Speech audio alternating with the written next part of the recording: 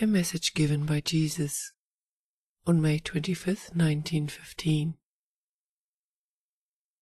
The real truth of the life on earth and what it means to the mortals.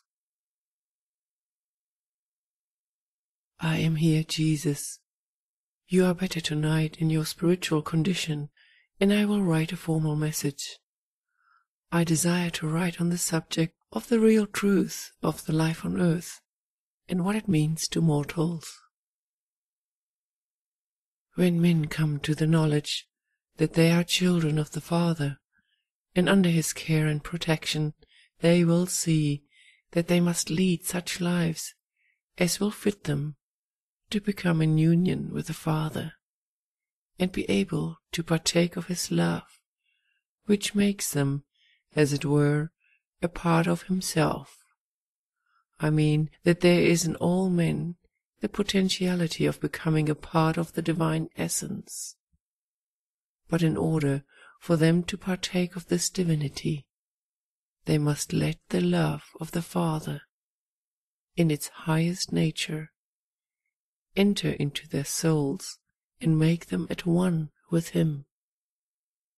No mere love that they had bestowed upon them as creatures of the Father's handiwork will enable them to attain to this exalted condition. The natural love of itself is not sufficient, because when that love was bestowed upon them, it was merely intended to enable them to live in a good and harmonious way with their fellow men. It was not the real love that formed a part of the divine nature of the Father, and was not intended to make men a part of that nature.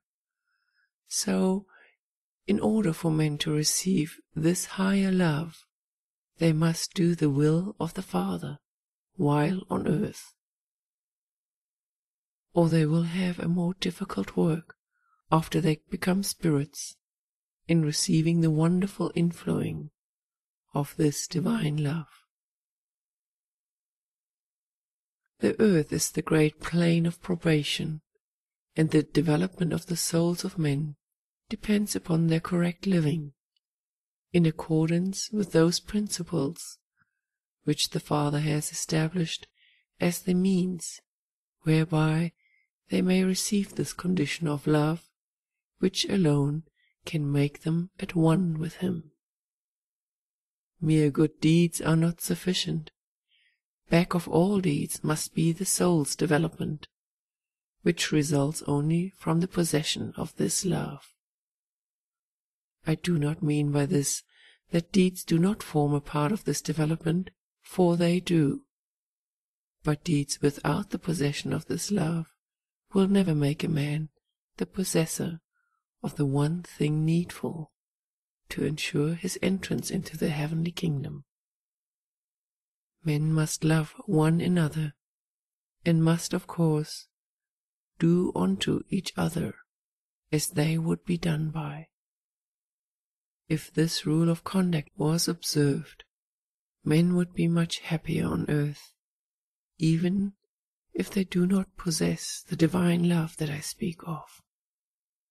No man can of himself become filled with this love, for in only one way will it come into the soul, and that is by desire to the Father for its inflowing, and faith that He will give it to him who asks earnestly and humbly. I know that some men think that prayer is nothing more than an appeal to their own better selves, but I tell you that this is a wrong belief. And when they realize the truth, that prayer ascends to the Father, and is heard by Him and answered, they will understand the great mission and benefit of prayer. Let men live the most exemplary lives, and yet they will not necessarily become partners of this great love, and have the qualities that are necessary to enable them to receive the great gift of unison with the Father. I urge all men to live a good moral life, because it has its own reward in the spirit world, and makes them happier as spirit beings in a condition of mere natural love, and will fit them for a life in the spirit world which will bring to them happiness, but not the happiness of those who fit themselves for a greater happiness in the celestial kingdom. I will not discourage men from seeking the life of the moralist, or of one who tries to follow the truths of conduct which the golden rule imposes, but on the contrary, emphasize the necessity for such a life. A good man approaches nearer to the image of the Father than any other being can possibly attain to, and his reward in the future life will be that which comes only from living the life of such a man. So I say, the more a man lives in accordance with these moral precepts, the nearer he will approach the image in which he was created. But why should men be satisfied with the image, when the real substance may be theirs by receiving the invitation of the Father? The image may satisfy some who are content with small things, but the aspiring soul wants the real substance which the Father offers freely to those who will accept his invitation. No man can really live a good moral life unless he has, as his guide, the love that I have mentioned. I do not believe that any man who knows the difference between the image and the substance will be satisfied with the former, or if so, he has rejected the greatest happiness that the Father can bestow upon him. So let men not be content with trying to live good moral lives, but seek with all their hearts the love that makes them truly angels of God, and such angels as can feel and realize, by reason of the divinity which such love brings to them, the certainty that they are immortal. Immortality is only of God, and anything less than God or his divine essence, which makes the creature a part of that divinity, is not immortal. Adam and Eve, as they are called, were mortals, free from sin and obedient to the Father, and thought that they were immortal. But when the temptation came and they yielded, they realized to their great sorrow that they were not immortal. And so will every spirit of mortal be in the future life, where the divine love of the Father has not become a part of its existence.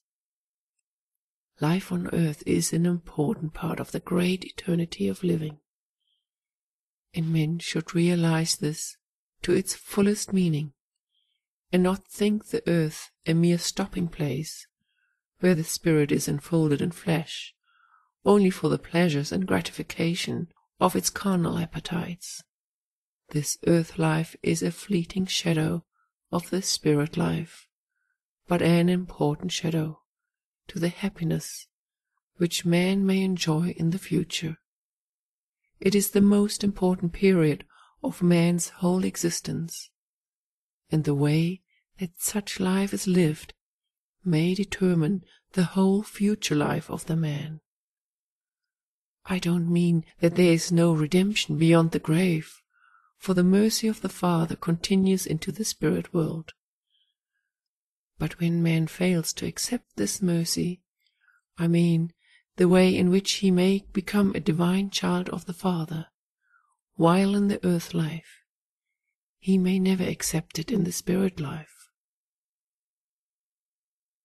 So many spirits are contented to remain in the happiness of their natural love, and refuse to be convinced that there is a greater love and happiness awaiting them in the Father's kingdom, which may be theirs if they will only believe and seek.